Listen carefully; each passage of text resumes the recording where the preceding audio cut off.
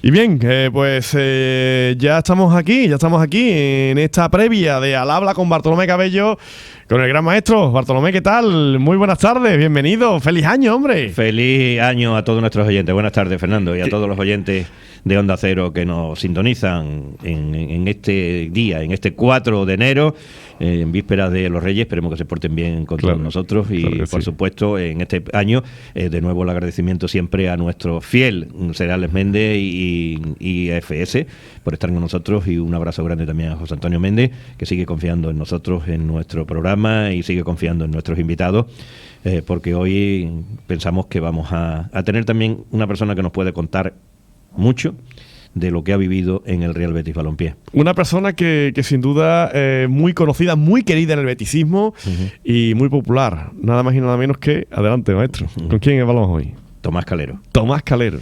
Han sido 26 años como jefe de los servicios médicos y 35 vinculado al Real Betis Balompié. Vamos a tener a Tomás Calero hoy. Lo vamos a tener, por lo menos nos prometió el día. Madre mía. Nos prometió el día de Nochevieja, cuando lo llamé para felicitarlo, me acordé, digo, bueno, es el buen momento. Digo, Tomás, ¿podemos estar el martes? Vale, te busco un hueco en la mañana. Y digo, la mañana no, tiene que ser el mediodía. Dice, bueno, pues al mediodía te busco un hueco. Y entonces, pues nada, nos ha prometido que estará a partir de la 1, dentro de muy poquito, estará con todos nosotros para contarnos lo que ha sido su trayectoria, lo que ha sido... Porque Tomás Calero es un médico muy atípico, un médico que...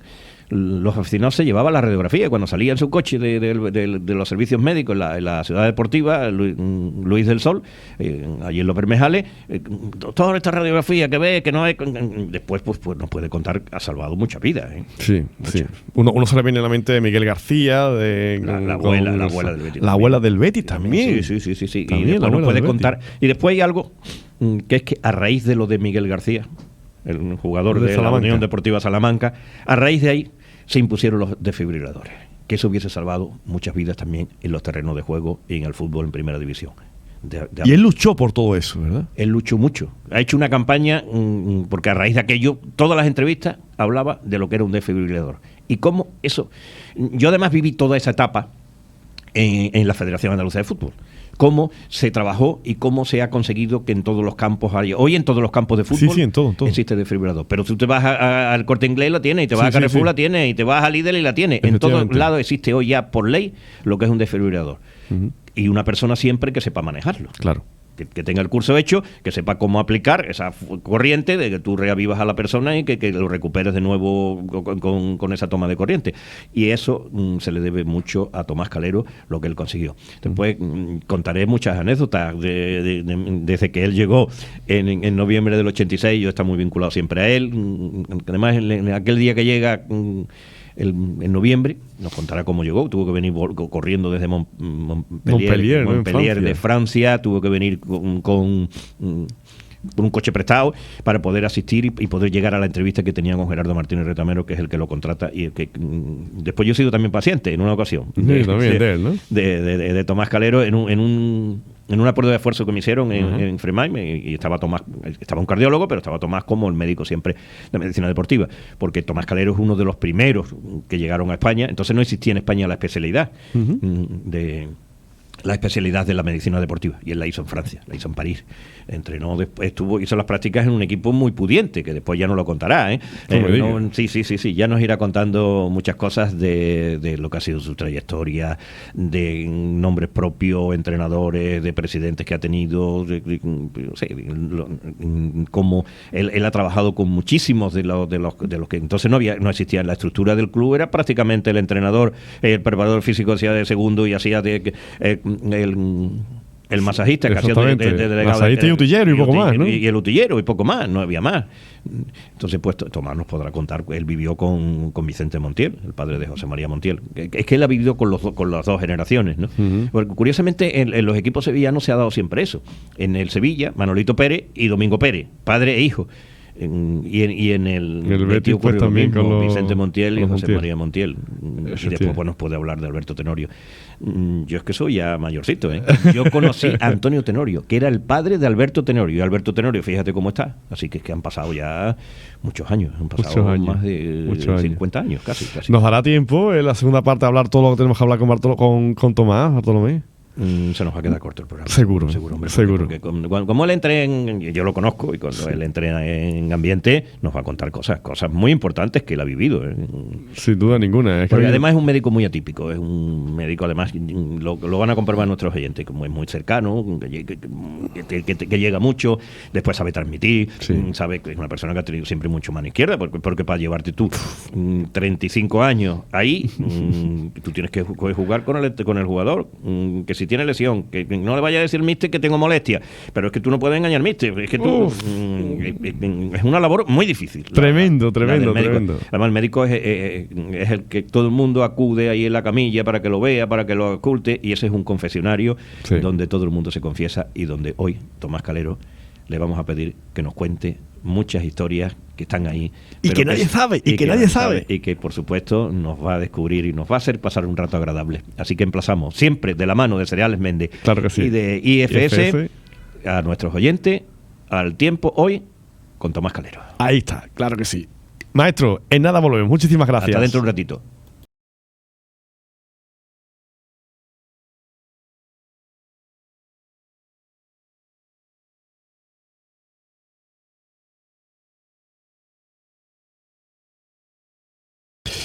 Y bien, continuamos ya. Bueno, pues comenzamos en Al Habla con Bartolomé Cabello. Tenemos aquí al maestro. Maestro, ¿qué tal? Muy buenas tardes de nuevo. Buenas tardes, Fernando, de nuevo a todos los oyentes de La Vega y la Campiña de Sevilla, desde aquí, desde Lora, con esta vista hoy quizás un poquito más porque hay niebla y no podemos ver la Sierra Norte, que desde aquí se empieza ya a divisar que es un lugar precioso para hablar en estas fechas navideñas, aunque con unas temperaturas que tuvimos desde ayer y antes de ayer casi primaverales.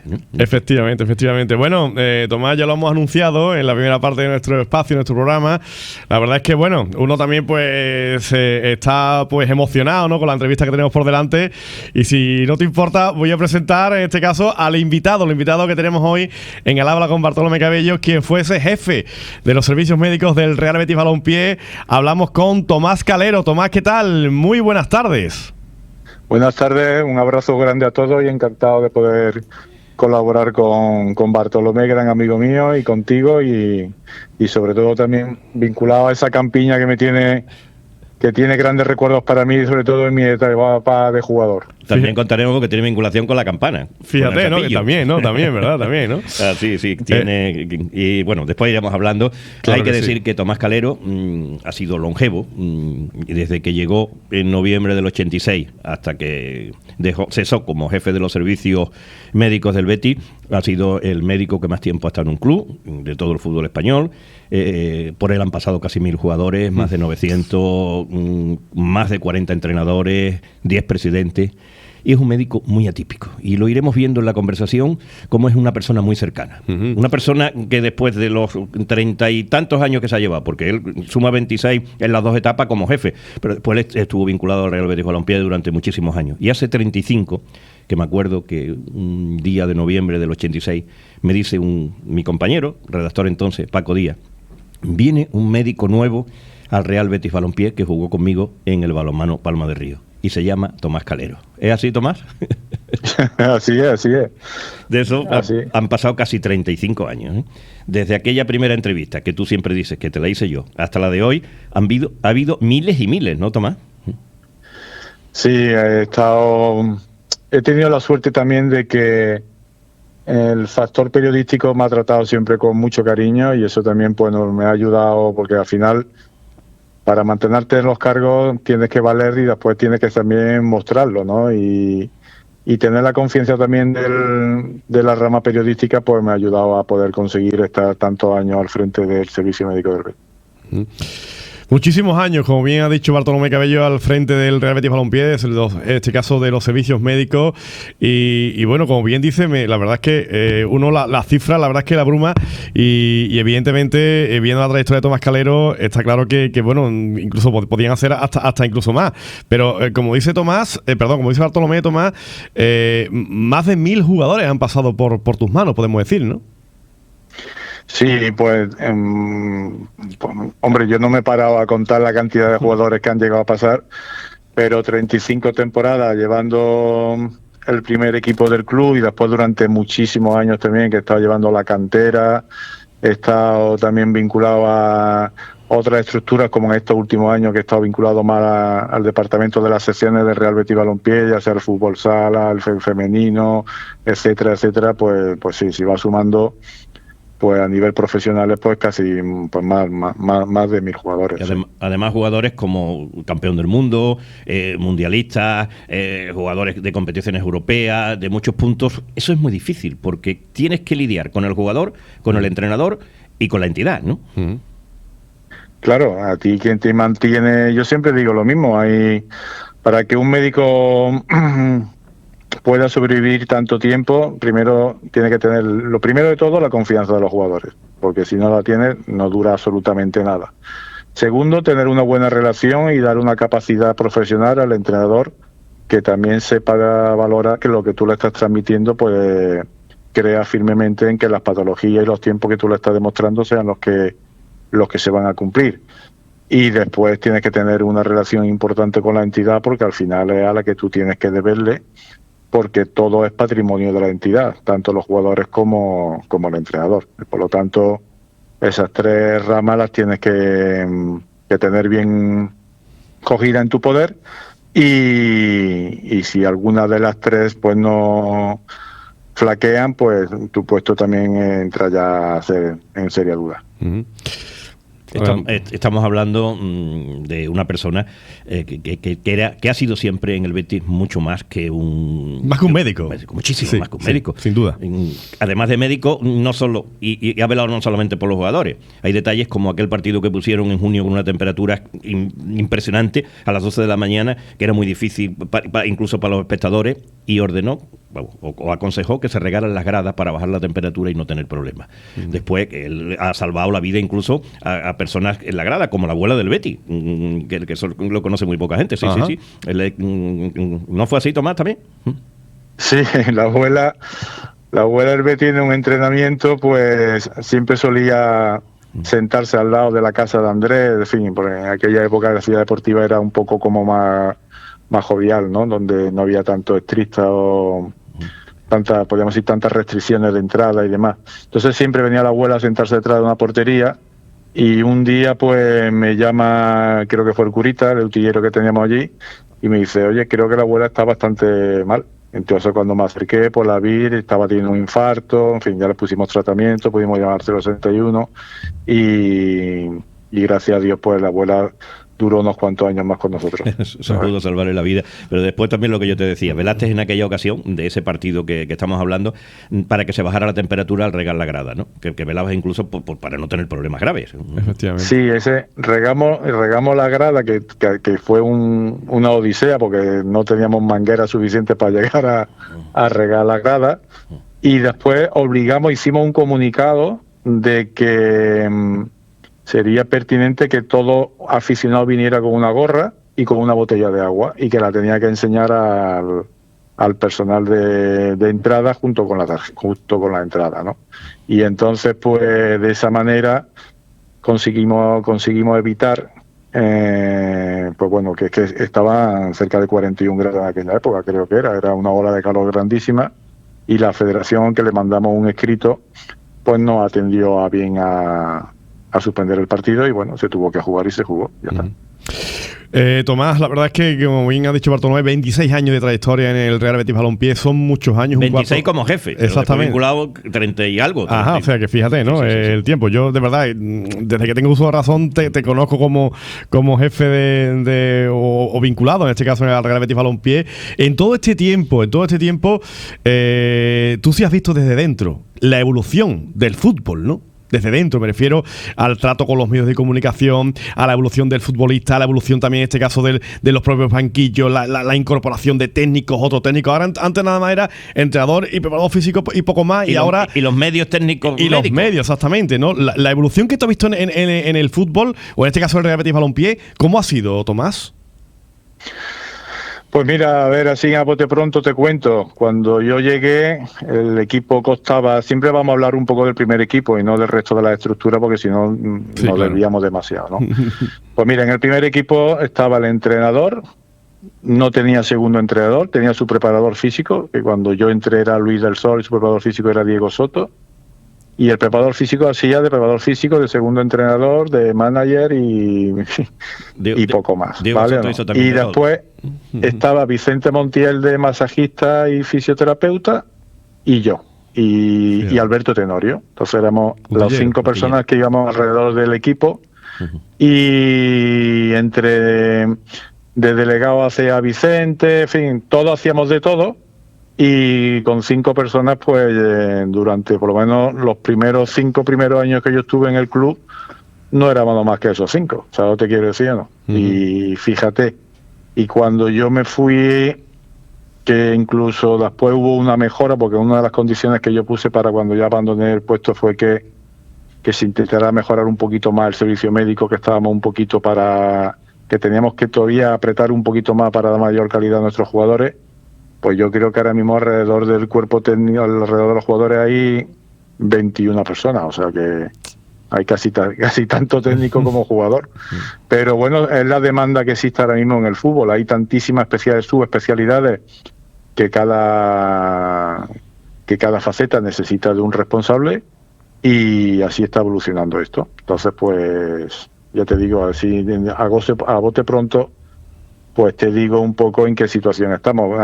Con respecto a los servicios médicos, pues de estar un fisio y un médico para el primer equipo, pues ahora hay un médico colaborador, creo que hay alrededor de 5 fisios, 3 redactadores, pues eso no más que en el apartado médico. O sea que la calidad y la exigencia que se le está dando y el servicio que se está dando ahora a los jugadores, pues infinitamente mejor, y por eso también se están consiguiendo pues que los jugadores tengan una longevidad más grande y que todo esto pues vaya mejorando en la prevención de las lesiones, y sobre todo que los tratamientos de las lesiones sean los más adecuados. ¿Cómo es tu día a día ahora, Tomás? Pues mira, mi día a día ahora, pues yo sigo yendo al club. Ahora mismo soy el responsable. La verdad es que mira, tengo que decir una cosa clara que quiero que quede claro. Cuando yo salí del servicio médico de la jefatura, el club conmigo se ha portado perfecto, o sea, perfecto. Me ha dejado que me organice mi faceta como yo quisiera, y después, pues como al final el gusanillo me ha seguido tirando, pues a nivel de banquillo, de competición y demás, pues me ha adaptado a una nueva segunda etapa. Entonces ahora mismo estoy como responsable de las secciones del Real Betis Balompié, principalmente en el fútbol femenino y en todo el fútbol sala, que me está dando una nueva visión del fútbol, que hasta ahora siempre pensamos que solamente hay fútbol en la alta competición, pero que la evolución que está teniendo el fútbol femenino en los últimos años y el que va a tener en un futuro va a ser verdaderamente poco imaginable para los futboleros de toda la vida, que siempre habíamos pensado que en el momento dado las chicas no estaban muy condicionadas para el fútbol, pero yo aquí soy el primer aficionado y adicto que van a tener, porque la evolución que está teniendo el fútbol femenino va a ser en unos años francamente importante. Y bueno, y con respecto al fútbol sala y el resto de las actividades sociales y deportivas que tiene el club, pues sigo también vinculado, y eso me hace pues seguirme sentir pues como médico del deporte y demás, y aparte de ahí pues estoy colaborando con la selección nacional, llevo ya desde el año pasado, y voy a distintos staff que me están solicitando, y también pues sigo vinculado al gusanillo de la competición de los banquillos. ¿Sigues teniendo el carnet? Por supuesto, yo soy socio hace ya muchísimos años, y me cuesta trabajo ir a mi asiento, porque nunca había ido a mi asiento, Entonces siempre me gusta más quedarme cuando voy al fútbol, pues por alrededor de los banquillos, cerca del delegado y no sentarme, porque la verdad es que no sabré vivir un partido de fútbol como aficionado en un asiento, porque nunca lo había visto. Y el previo jamás en los 20 y tantos años de jefatura y los 35 años, pues nunca he estado sentado en una grada, ¿sabes? Entonces, pues siempre que voy, pues me gusta quedarme pues alrededor de los sitios donde yo me siento más a gusto. Además dijiste en una ocasión, que te escuché yo por ahí, que una de las cosas que más te hubiese gustado es haber tenido los previos de los partidos, el ir al Bartajo y a toda aquella zona, que eso no lo has podido tener nunca, ¿no? Sí, hombre, quiero volver a hacerlo. A ver. Pero todavía no lo has podido hacer. No, todavía no lo he hecho porque, hombre, he estado muy vinculado también en la época de los partidos, porque montamos la asistencia, me hice médico responsable del área del estadio, etcétera. Entonces seguía teniendo como otras ocupaciones que me obligaban a llegar con tiempo de antelación al estadio, y por lo tanto el previo aún así todavía no lo he conseguido hacer. O sea que espero que a ver si para la temporada que viene ya lo empezamos a realizar. Tomás, también os quiero preguntarte por la evolución también del fútbol y de los vestuarios, ¿no? Y siempre me gusta preguntar por los vestuarios, ¿no? Esa otra parte del fútbol que no se conoce y que solamente conocéis los profesionales que estáis dentro. Desde que llegaste hasta que, bueno, más o menos has estado vinculado muy, muy cercano con el primer equipo, la evolución de esos vestuarios donde está claro que últimamente, en este caso el fútbol y el dinero que mueve el fútbol, que hace que los jugadores en su mayoría pues prácticamente tengan su vida resuelta o sean casi algunos millonarios, ¿no? Esa evolución también, ¿cómo la has visto? Y ¿cómo se puede definir un vestuario a día de hoy profesional en primera división? Bueno, el jugador ya, indudablemente, del jugador que conocimos hace 30 años al jugador de ahora, ha cambiado muchas facetas, ¿no? Muchísimas facetas. Yo creo que el profesionalismo dentro del mundo del deporte, que antiguamente estaba vinculado principalmente a los atletas que luchaban contra el crono, ya sean atletas de competición de Juegos Olímpicos, ciclistas, etcétera, que era lo que nosotros veíamos, que eran los que más se esclavizaban alrededor de lo que puede ser su actividad física. Yo creo que todo eso ha ido absorbiendo, y el futbolista ahora mismo es un profesional íntegro. O sea, el futbolista, desde que se levanta hasta que se acuesta, vive y por su cuerpo, vive y para entrenarse, y vive y para competir. Entonces, esa exigencia que el jugador está solicitando, el club se la tiene que dar, ¿vale? Por eso la evolución tanto en estructura y sobre todo en medios, en aparataje médico y sobre todo en aparataje de mejora de rendimiento, como puede ser los gimnasios, etcétera, pues la evolución ahí sí que ha sido, vamos, estratosférica, ¿no? Ten en cuenta que en la primera época, por ponerte un ejemplo, nosotros Diego Soto y yo recuperábamos rodillas subiendo y bajando escaleras y con un cajón. O sea que no teníamos más posibilidades de trabajar la fuerza, que no fuera principalmente con estos pequeños aparatajes, ¿no? Y hoy en día, pues, bueno, ya trabajan contra gravedad, trabajan en bicicletas en acuáticas, bueno, sería interminable poner los medios que cuentan. Pero es que si el club no es capaz de darle eso al profesional, el profesional se lo va a buscar por fuera, ¿sabes? Porque ya el profesional sabe que tiene que competir y que sabe que el que tiene enfrente va a correr lo mismo más que él, y si tú no corres a día de hoy, pues lo tienes bastante complicado poder estar en la élite. Hay que decir que Tomás Calero fue uno de los primeros médicos que llegó al fútbol español con la especialidad de medicina deportiva, que la hizo en Francia. Estamos hablando pues de los años, primera parte de los 80, y además sus prácticas las hizo nada más y nada menos que en el Paris Saint-Germain, ¿eh? Madre mía. No había jeque todavía, ¿no? No había jeque. El Paris Saint-Germain no era en aquella época el club, podríamos decir, líder que hay ahora mismo. En aquella época estaba el Girondins de Burdeos, el Saint-Étienne, o sea, eran equipos que incluso a día de hoy no son ni conocidos a nivel de Europa de una manera muy con mucho éxito deportivo, y en aquella época el Paris Saint-Germain era un equipo de media tabla baja, ¿sabes? Sí. En los años 80 y tanto, por ahí, ¿sabes? Sí. Vamos a contar cómo llegó al Betis. Cuéntanos, Tomás, ¿cómo llegaste al Betis? Claro.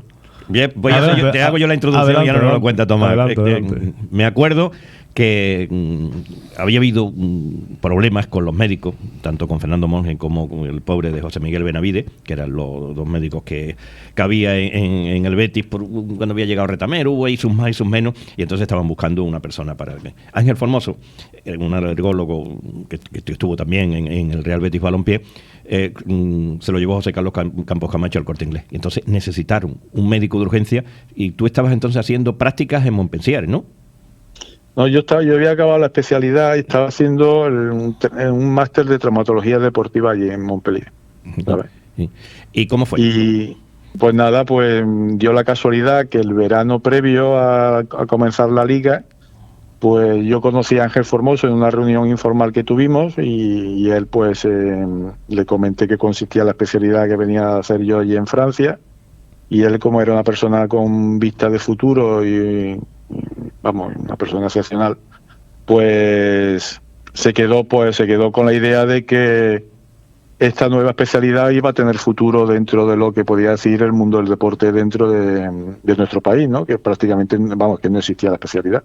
Y entonces, cuando Retamero lo llamó para cubrir la baja de los dos profesionales que tú acabas de comentar, pues dijo: mira, yo no puedo ir porque sigo vinculado aquí, tengo otras actividades laborales. Dice, pero ¿por qué no llamamos al chico este que estuvo conmigo, a ver si puede ser, etcétera, etcétera? Y entonces Retamero le dijo: confío en lo que tú me digas, pero tiene que estar mañana, tiene que estar aquí en Sevilla, porque hay que presentarlo, porque no podemos estar sin médico. ¿Y tú estabas en Montpellier? Y yo estaba en Montpellier, y esa fue... Pues ahí me llamaron sobre la 1 de la tarde, una cosa así, y la única opción que me dijo Ángel Formoso fue: si quiere venir al Betis, tiene que estar mañana a las 9 de la mañana aquí. Y de ahí que me tuviera yo que buscar un coche, en fin, de alguien prestado, que si no me llega a prestar a alguien un coche, no hubiese llegado jamás. Era imposible, porque en aquella época las comunicaciones no era coger un tren y te presentaba aquí. Y se lo prestó una compañera catalana. Y me la prestó una catalana, una chica que se llamaba Rosés, nunca me olvidaré de ella, que si no me llegaba a prestar su SEA Ibiza no hubiese podido llegar jamás a la exigencia que me puso el Betis. ¿Sabes? Y bueno, Tomás, llegas al Betis y por lo que dicen, hubo alguien que te hizo tu primera entrevista. Hombre, alguien que tienes tú cerca al lado. Sí, tuya, ¿verdad? ¿sabes? Estamos Sí, a sí. 6 o 7 metros, pero ¿Qué estamos cerca. recuerdas de aquella entrevista y cómo fue aquella entrevista, Tomás? Hombre, pues mira, es que me acuerdo perfectamente, porque, o sea, mi primer día fue un día totalmente de sorpresa, porque yo cuando llegué al Betis jamás pensé que podía venir a ser el médico del primer equipo. O sea, eso a mí cuando me llamaban en Formoso, yo pensaba que venía una estructura de un cuadro médico, de una entidad donde empezaría con los escalafones inferiores. Ten en cuenta que yo tenía 26 años y estaba recién acabado. O sea, tampoco es que yo tuviera, podríamos decir, una capacidad profesional que me ayudara a mí a tener muchísima confianza, sino era totalmente verde, ¿no? Entonces, cuando yo llegué al club y me dijo Antonio Pichi, que en paz descanse, que el único médico era yo, pues ya a partir de ahí empezaron a entrarme unos sudores gordos, ¿no? Entonces, pues, y más cuando salgo y me presenta Retamero de una manera muy informal, donde hace conocer que yo soy el médico, y sale por ahí una persona con barba y me dice: pues yo te quiero entrevistar esta tarde. De eso hace 35 años. Y yo digo: pero ¿cómo que entrevista? Yo no había ido jamás a una radio, ni conocía nada de entrevista y tal. Pero claro, me dijeron: sí, y el médico del Betis tiene que asistir a las entrevistas que se le soliciten. Y entonces fui yo allí cerca del Arco del Postigo, ¿no? Era por allí, Sí, claro, en la Radio Triana. Era exactamente. En la calle Miguel de Mañara. Allí, y entonces pues allí me recibió Bartolo y bueno, y me lo hizo sencillo. O sea, es que estas cosas muchas veces, cuando tú vas asustado y la persona que te hace tu primera entrevista te lo hace de forma familiar y de una manera para ayudarte más que para cogerte, pues siempre tendré esa entrevista grabada en mi corazón, porque pues porque me ayudó también a no decir ninguna tontería y me ayudó también a empezar a conocer lo que era el Betis. Fíjate. Y la trascendencia que tenía esto dentro de esta ciudad. Y claro, yo soy cordobés y a Sevilla había venido muchas veces a ver jugar al Córdoba, contra el Betis, contra el Sevilla y tal, pero jamás podía imaginarme la vivencia de fútbol que tiene esta ciudad con respecto al resto de España. ¿Te acuerdas además una pregunta que te hice, que era pregunta trampa porque te lo habías advertido antes? ¿Te acuerdas? Sí, hombre, claro, que le dijera la alineación del Betis. ahí te pilló. Me dijo por lo menos 6 a 8 jugadores. También es verdad que yo era muy aficionado al fútbol y demás, y a lo mejor los 11 en ese momento me llega a decir el día anterior y te hubiese dicho 9 o 10, pero a lo mejor me puedo pillar en uno.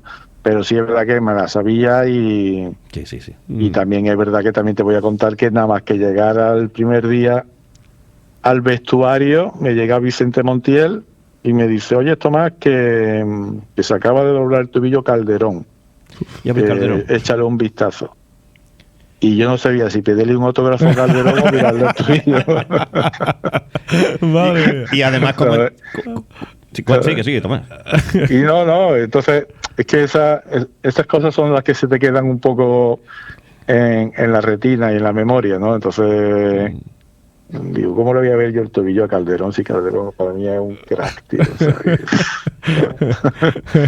y allí, bueno, pero tío, sale, o sea, cuando te gusta tu profesión y has sido deportista y todo este tipo de cosas, es que para ser médico de deporte también tienes que haber sufrido como jugador, ¿sabes lo que te quiero decir o no? Entonces, si tú vives eso, comprendes mucho a los jugadores. Entonces, el mensaje que tú le das a los jugadores es un mensaje que tú ya has vivido también. Y si encima en mi caso, que yo me tuve que retirar del balonmano por una lesión, pues todavía sabes lo que se sufre cuando se está fuera. Claro. Y el médico, si está cercano al jugador lesionado, eso es lo que te une a él. No te une ni el banquillo, ni la victoria, ni nada. Es saber estar en la época mala del jugador, es saber qué mensaje le tienes que dar y sobre todo mandarle tranquilidad y capacidad de optimismo para que se vaya a recuperar pronto. Si el jugador era Calderón, el que tuviste que atender, el entrenador era nada menos que el mejor jugador que ha pasado por el Betis en toda su historia, Luis del Sol Cacajares. Madre mía. O sea, yo siempre me vanaglorio de una cosa importante en el Betis, que es que yo he convivido en banquillo y vestuario con las tres leyendas. O sea, yo he vivido con Luis del Sol, que después me unió una amistad grandísima. O sea, cuando se fue mantuvimos teniendo relaciones, cuando volvió después en la etapa él se quedó de secretario técnico con Retamero, después él volvió cuando lo hizo volver Luis del Sol como segundo entrenador, se quedó también después en la época del ascenso a segunda, de segunda a primera con Chaparro, cuando ascendimos en Jaén. O sea, yo después con Luis del Sol he tenido mucha relación y creo que era una persona excepcional, o sea, un corazón grandísimo, un tío grandísimo, pero es que después yo viví también mucho con Rafael Gordillo, esto gracias a Dios todavía sigue con nosotros, y con la que va a ser la tercera leyenda, que es Joaquín, que con Joaquín nació en mis pechos también, vamos, con 17 años lo tuvimos ya cuando lo vio Fernando Vázquez en un entrenamiento y a partir de ahí ha estado vinculado conmigo siempre hasta que ya no he estado yo con el primer equipo, ¿no? Pero no solo por lo tanto me siento tremendamente, pues no sé, y convivir con estas tres leyendas es algo muy increíble. Grande. Eso es muy grande. Es muy grande, es muy grande. Es que eso, el que escuche que sea bético lo comprenderá, que no comprenda que no sea bético pues igual dirá, bueno, sí y tal, pero es que tener esa fortuna no la ha tenido todo el mundo, porque son tres etapas distintas y yo por las circunstancias de este periodo pues he podido aunar a estas tres personas en mi carrera profesional, que es lo que me llevo para adelante. Y te llevas también, porque tú has contado a lo largo de estás contando a lo largo de la entrevista, que no solo era el jefe médico del primer equipo, sino de la cantera. ¿Cuánto has disfrutado tú cuando has visto debutar jugadores que los conoces desde que eran niños? Hombre, para mí siempre mis jugadores han sido los de la cantera. O sea, eso, el éxito de yo poder no sé, ponerte el último así más llamativo, Fabián. Pues Fabián para mí, ten en cuenta que aparte de lo que me atraía con respecto a su madre, que su madre se ha sido compañera mía, chica, vamos, la señora de la limpieza durante 14 años, que venía todos los días a la que nos hacía la limpieza en la consulta, en el vestuario, una señora excepcional, y ver que su hijo debuta con el primer equipo y después triunfa y tal, pues bueno, eso es... Te pone los vellos de punta, ¿verdad? Alegría. Eso pone los vellos de punta, eso pone los vellos de punta. Claro, pero no solamente ha sido, hombre, con Fabián ha sido un poco más excepcional por el trato también con su madre y demás, Claro. ¿no? Entonces, yo tengo una anécdota con Fabián, que él lo hace debutar con el primer equipo Merino en Lugo, ¿sabes? Y porque Merino, cuando cogió al equipo en segunda, cuando nos subió a primera, después de que fuera recogiendo a Pepe Mel, Sí. lo primero que hizo fue subir a Fabián. Y a mí lo que más me sorprendió fuera que Fabián había sido uno de los jugadores con mayor número de goles de la historia de la cantera del Betis. Y cuando lo subió Merino, pues jugaba muy por detrás de lo que era punta, ¿no? Entonces yo decía, pero bueno, Juan, pero si este tío es goleador y lo tienes puesto atrás, dice, no, pero me estás dando otra serie de funciones que ya verás tú que como aquí será un magnífico futbolista. Y me acuerdo yo que lo hizo debutar en Lugo, que ganamos allí pasando la canuta, pero ganamos allí 0-1, 0-1. y tuvo un gol Fabián en el último minuto que se quedó solo contra el portero para el 0-2 y lo falló. Ujú. Y entonces entró en el vestuario un poco así como cabizbajo, ¿no? Y le digo, pero bueno, tío, pero tú que estás triste, pero si has debutado con el primer equipo. Digo, tú lo que tienes que hacer ahora mismo es llamar a tu madre y darle las gracias, porque tú estás aquí por tu madre. Fíjate. Y entonces cogió y me dijo, es verdad, doctor. Y cogió y llamó a su madre y ya no me entero ya lo que estuvieron hablando, no es cuesta mía. Y, Madre mía. y bueno, y ahí pues mira, ahí empezó y fíjate dónde está Fabián, dónde va a llegar y lo que le para queda. mí eso es una alegría importante, claro. No tiene techo. Tomás, podemos decir tres preguntas en una, porque bueno, el tiempo siempre nos apremia y demás, y preguntarte, un presidente que te haya marcado, un presidente que bueno, de alguna forma te haya marcado en tu trayectoria, un entrenador y también un futbolista. Yo sé que es muy difícil, pero bueno. Mira, pues te comento, y esto no por ser salomónicamente correcto, ¿vale o no? Sí. Mira, yo creo, por ejemplo, presidente, ahí tengo que corregir a Bartolo, no han sido 10, han sido 11. Vale. Me equivocaron. 11. Algunos de breve duración, pero Sí. han sido presidentes del Betis, por lo tanto hay que contar. 11. Hombre, yo presidentes que me hayan marcado, bueno, como te diría, o sea, la personalidad del Opera es que era arrolladora. Entonces no puedes decir que ese presidente no te marcara para bien o para mal. Este tiene un programa aparte, ¿eh? Esto tiene un programa aparte, con lo Opera un programa aparte, ¿no? Correcto, Entero. Correcto. Después, yo creo que un presidente que podía haber sido, y la época que estuvo fue un excelente presidente, y jamás comprendí por qué se marchó de la primera línea, fue Miguel Guillén. Miguel Guillén hizo muchísimo en una época dificilísima del club, y él le dio entidad, entereza, imagen, y los 2 años y medio que estuvo con el primer equipo, pues para mí creo que Miguel hizo una labor poco reconocible o reconocido por el resto de los aficionados, ¿vale o no? Ten en cuenta que en aquella época era una época tremendamente convulsa, Sí. en el sentido de que El equipo estaba intervenido. Estábamos a punto de desaparecer, etcétera, etcétera, ¿vale o no?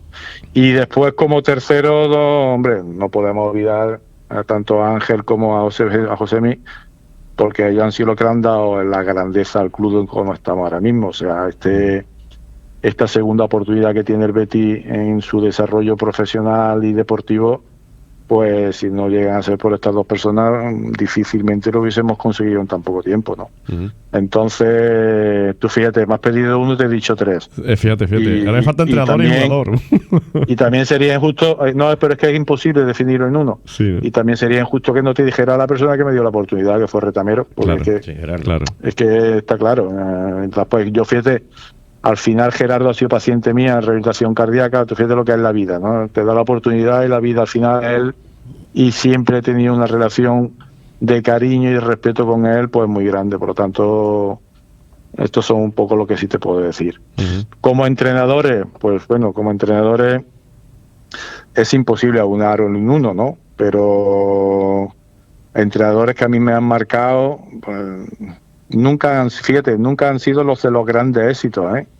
Yo creo que, por ejemplo, a veces digo cosas y la gente se echa las manos a la cabeza, ¿no? Pero, por ejemplo, entrenadores que han fracasado supuestamente en el club y que para mí me han marcado como grandísimos entrenadores fueron Fernando Vázquez el primero, porque Fernando Vázquez era el primer entrenador que te hacía sentir parte del éxito y del fracaso del equipo, porque antiguamente es muy del entrenador y de los jugadores los éxitos y los fracasos, pero no te hacía participar a ti ni de los logros ni de las derrotas.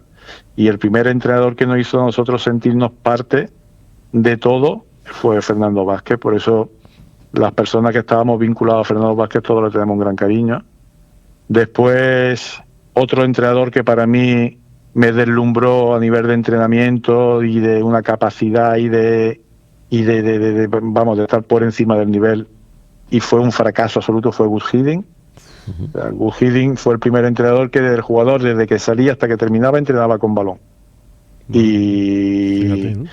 Y tú fíjate que Gus Hiddink, el único club que le ha echado ha sido el Betis. Sí, pues en Valencia, fíjate lo que es. Fue un auténtico fracaso. Fíjate, o sea, su... Todos los demás que ha tenido han sido éxitos increíbles en las selecciones de Rusia, no sé dónde, los otros barrios abajo. Sin duda. Y con Hiddink fue... El Betis, es que el Betis es muy grande, tío. Y peculiar. Y peculiar, o sea, era un tío que todo el mundo se quedaba anonadado, pero claro, el equipo no iba bien, no tenía resultados, lo que fuera, y lo tuvimos que ir. Y yo decía, pero bueno, Dios, si es que como este entrenador no vamos a encontrar otro, tío. Bueno, pues fíjate, echamos a Hiddink, y eso también te recuerdo yo, así a bote pronto.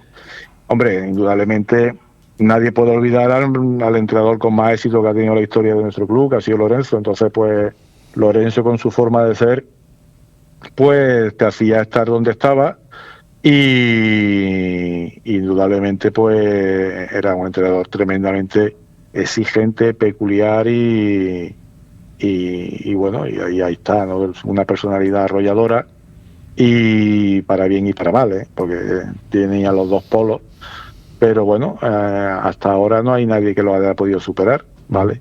Y después también, como una persona amante del fútbol, de juego bonito, Víctor Fernández también para mí ha sido un entrenador, también referencia. Ahora te digo, no. También, ¿verdad? Y bueno, y después por amistad, joder, y también entrenador Pepe Mel no lo puedo olvidar nunca, porque Pepe también ha sido un tío que también en la época mala, porque es que yo, el Betis ha tenido época muy mala, y yo he vivido todas las malas, ¿sabes lo que quiero decir? ¿No? Todas las malas. Y es que en las malas es donde verdaderamente se aunan, se sacan los grandes deseos, los grandes éxitos y las grandes emociones. Por eso yo siempre digo que he llorado más en la derrota y en los ascensos que en las grandes victorias del Betis, ¿sabes lo que quiero decir o no? Sí. Entonces, pues, Pepe Mer también nos echó una mano muy, muy, muy grande el año de la intervención judicial, y nos hizo ascender, y Pepe fue un grande también. Y la enfermedad de Miki Roque, que también la viviste con él. Hombre, claro, a él viví la enfermedad de Miki, también fue una época... Tremendo. Ese año fue un año tremendo, ¿no? Entonces, pues, tener a Pepe, tener a Gordillo de presidente en aquella época, no sé, fue un año duro con lo de Miki, pero vamos, estas dos personas con grandes corazones pues ayudaron mucho a la familia, al jugador, me ayudaron a mí y ayudaron al club, y bueno, y creo que es justo darle su reconocimiento. ¿Y Aragonés? ¿Y Luis Aragonés? Bueno, es que yo con Luis Aragonés, Luis Aragonés, yo conviví solamente, fíjate, es que Luis Aragonés es muy curioso, porque mira... 8 y 4, 12 días, ¿no? Claro, no, pero yo lo conocí en Luis Aragonés cuando perdimos la promoción en Tenerife. 0-4, del 4-0 de Tenerife. Del 4-0, porque el Retamero había firmado a Luis Aragonés para el año siguiente, siempre y cuando el Betis se quedara en primera. Entonces invitó a Tenerife a ver el partido a Luis Aragonés, y Luis Aragonés estuvo con nosotros en la expedición, estuvo comiendo, estuvo con nosotros, etc. Y ahí ya empecé yo en la cena y en la comida a valorar la personalidad arrolladora que tenía esta persona, ¿no? Entonces, ¿pero qué ocurrió? Que cuando nos meten los 4 goles allí en Tenerife, y el vestuario aquello era, pues ya os podéis imaginar, o sea, llorando todo el mundo, hasta el presidente, pues entró Luis Aragonés y en cuestión de 2 minutos puso a todo el mundo firme y con una convicción absoluta de que íbamos a remontar el partido. Entonces, él estuvo entrenando junto con Pedro Buenaventura durante los 4 días que estuvimos el partido de vuelta. Después no se dio el resultado porque ganamos 1-0, pero fue insuficiente y demás. Y entonces él ya no siguió. Y cuando lo firmó Lopera, yo vine el segundo año, que fue la época, hasta el segundo año fue los años que no estuve yo un poco con el Betis. Seguía relacionado con el Betis haciendo cosas, pero no estaba del médico primer equipo. Y cuando yo volví, fue cuando él se fue el mismo día que llegó de Nilsson, que fue cuando cuéntanos esa historia que ahí quería yo llegar cuando te preguntaba por Luis Aragonés. Pues nada, Luis Aragonés, yo loco mira, Luis Aragonés me dijo a mí 2 cosas nada más que entrar en el vestuario. La primera fue que él se acordaba de mí, pero no se acordaba mucho de la época del año 90, y cuando fue eso en el año 96, entro, hombre, doctor, ¿qué pasa? Tal, entonces me ve así un jovencito, tal, no sé cuánto, y me dice, bueno, mira, chico, yo te voy a decir una cosa, te voy a dar un consejo nada más, no te juntes jamás con los jugadores. Tú sé médico, pero no seas amigo de los jugadores. El día que seas amigo de los jugadores, te utilizarán y tendrás poco futuro en el fútbol. Tú fíjate lo que me dijo. Madre mía. Madre mía, ¿eh? Entonces, esa ha sido una cosa que yo me considero amigo de muchos jugadores, pero yo jamás he salido con los jugadores de fiesta, ni nada. Alguna que otra vez he ido a cenar con ellos, etcétera, pero nunca me he vinculado a que su ocio esté vinculado con mi ocio, ¿no? Y entonces, en una de las comidas, nos dijo, le he dicho a Lopera que como venga de Nilsson, me voy. Y todos le decíamos, pero hombre, mister, ¿cómo se va usted? Y viene el mejor jugador del mundo, no sé qué, no sé cuánto, va arriba. Dice, por ese jugador prefiero yo 5 jugadores. Y no sé, esto fue lo que nos contó. Y efectivamente, cuando estábamos en Santipetri en la pretemporada, llegó Lopera con De Nilsson en un olor de multitud allí y a las 12 pues nos llaman a cada uno de nosotros de las habitaciones, nos hacen bajar al salón de actos y llega Luis Aragonés. Dije como llegara De Nilsson me voy, adiós. Madre y hasta mía. hoy. Lo tuviste 12 días, 4 en la primera etapa y 8 en la segunda, pero te marcó, Luis. Pues fíjate, bueno, me hubiese gustado haber coincidido más con él. Él era una persona que tengo mucho conocimiento de él por Jesús Paredes, porque Jesús Paredes se quedó y después también Jesús Paredes volvió con nosotros. Jesús Paredes era el preparador físico. Sí, de Aragonés. Y también Jesús Paredes volvió una segunda etapa porque fue con Pepe Mera el que nos ayudó a subir también. Efectivamente. Qué pena, de verdad, qué pena, maestro, qué pena. Mira, se nos quedan nombres como Miguel García, que le salvó la vida.